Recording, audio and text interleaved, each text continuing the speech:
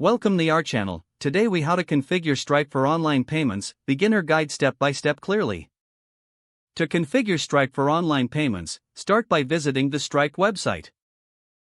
Click on the sign up button to create a new account.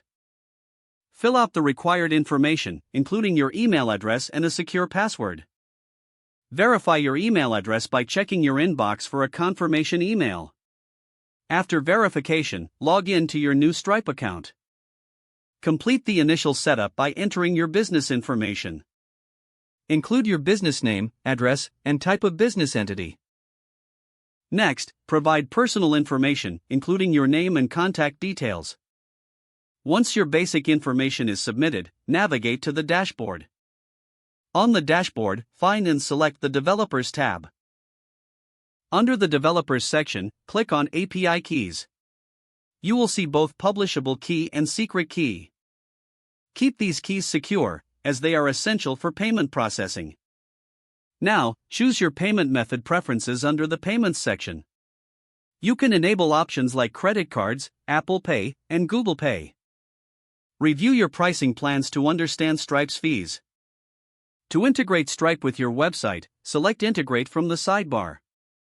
Choose your preferred integration type. If you are using a specific platform like WordPress, click on that option for detailed instructions. For custom integrations, follow the provided API documentation. Start by adding the Stripe library to your website code. Implement payment forms by using the provided code snippets. Make sure to test your integration in test mode first. Enable test mode in your API settings to simulate transactions safely. Conduct test transactions to ensure everything functions properly. Once satisfied with your test results, switch to live mode.